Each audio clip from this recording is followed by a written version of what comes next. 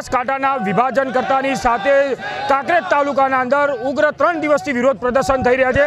આજે ત્રીજા દિવસે કિસાન સંઘ દ્વારા રેલી યોજવામાં આવી છે અને રેલી જે છે એની અંદર મોટી સંખ્યાના અંદર ખેડૂતો, વેપારીઓ તેમજ સ્થાનિક લોકો જોડાયા છે અને તેમની બસ માંગ જ એક જ છે કે જે થરાદ જિલ્લાના અંદર તેમનો સમાવેશ કર્યો છે તેની જગ્યાએ બનાસકાંઠા જિલ્લાના અંદર તેમનો સમાવેશ કરવામાં આવે તેવી માંગ સાથે મોટી સંખ્યાના અંદર જે લોકોએ રેલી યોજી છે અને લોકો નારા પણ લગાવી રહ્યા છે અને છેલ્લા 3 દિવસથી થરાદ, સિહોરી, ધાનેરા, દિયોદર તમામ જગ્યાએ વિરોધ પ્રદર્શનો થઈ રહ્યા છે। સાથે આપણે એના સ્થાનિક લોકો જોડે વાત કરવાનો પ્રયાસ કરીશું કે આજે રેલી યોજવામાં આવી છે, શું કારણ છે રેલી યોજવાનું? મુખ્યત્વે રેલીનું મુખ્ય કારણ એ છે કે અમારી આન બાન અને શાન જે ગણાય એ બનાસકાંઠા છે।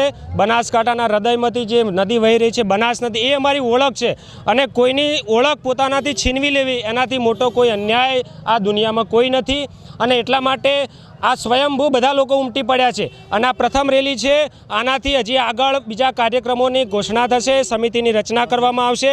એટલે હું દરેક જે સત્તામાં બેઠેલા લોકો છે કે જેમણે આ નિર્ણય કર્યો છે એમને હમ્બલ રિક્વેસ્ટ કરું છું કે આ નિર્ણય પરત ખેંચે, નહીં તો આ જન આંદોલન ફાટી નીકળશે, પછી કોઈના હાથમાં કશું રહેશે નહીં અને એના પરિણામો જે ભોગવવા પડશે એ ખરાબ પરિણામો છે।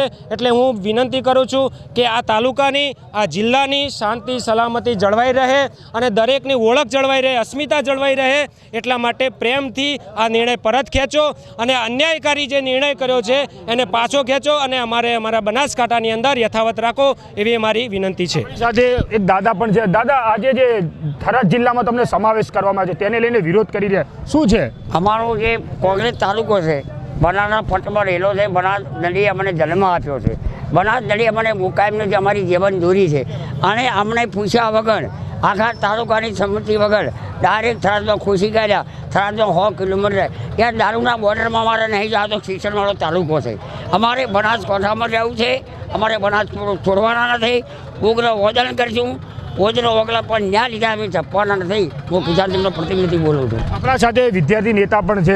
આ જે રીતના આજે કાંકરેજના તાલુકાના અંદર વિરોધ થઈ રહ્યો છે, આજે ફરીથી સિહોરીના અંદર રેલી યોજવામાં આવી, શું વિદ્યાર્થીઓને પણ શું હાલાકી પડી શકે છે? જે બનાસકાંઠાની અંદરથી કાંકરેજ તાલુકાને જે જુદો કરી અને થરાદની અંદર સમાવેશ કરવામાં આવ્યો છે એ વિદ્યાર્થીઓ માટે ખૂબ જ નુકસાનકારક છે। કારણ કે અહીંયા જે ભણતા બધા વિદ્યાર્થીઓ છે એમના કોઈ સર્ટિફિકેટ કઢાવવા માટે થરાદ લાંબુ થવું પડશે, તો સિહોરીથી થરાદ 100 કિલોમીટરના અંતરે છે। તો અહીંયાથી વિદ્યાર્થીઓ માટે ટ્રાન્સપોર્ટની પણ વ્યવસ્થિત બસની પણ વ્યવસ્થા હોતી નથી, કારણ કે આખો જે રૂટ છે એકદમ વિરુદ્ધ છે, કારણ કે રાજસ્થાન બોર્ડર પણ થરાદની નજીકમાં આવેલી છે। તો અહીંયાથી જે વિદ્યાર્થીઓ સવારમાં જશે તો રિટર્ન આવવા માટે પણ એમની કોઈ વ્યવસ્થા થાય એવી યોગ્ય દેખાતી નથી। તો જે કાંકરેજ તાલુકો છે એને બનાસકાંઠામાં સમાવવામાં આવે એવી બધા સમગ્ર તાલુકાના જે જનો છે એમની એમ કે ઈચ્છા છે અને જો આવું નહીં થાય તો જે કિસાન સંઘ છે એના દ્વારા ઉગ્રમાં ઉગ્ર વિવિધ સ્ટેપમાં આંદોલન કરવામાં આવશે એવી ચીમકી આપણી માંગ છે। જે માંગ સ્વીકારવામાં નહીં આવે તો આગલા કાર્યક્રમો શું રહેશે? અમારી કાંકરેજને પરત બનાસકાંઠામાં સમાવવાની જે માંગ છે એ માંગ અમારી જો સ્વીકારવામાં નહીં આવે તો આજે અમે એક સમિતિની રચના કરીએ છીએ, જેમાં ગામે ગામથી અમે 5-5 લોકોની નિમણૂક કરશું અને ગામે ગામ પહોંચશું અમે।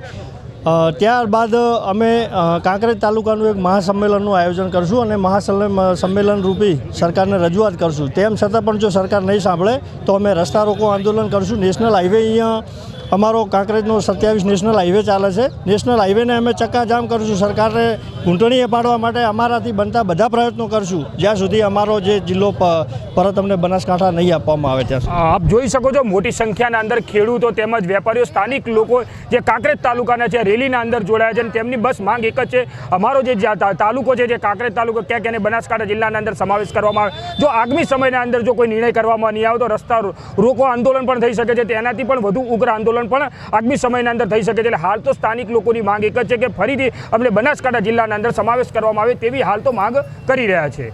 એજાજ મંસૂરી, ABP અસ્મિતા, બનાસકાંઠા।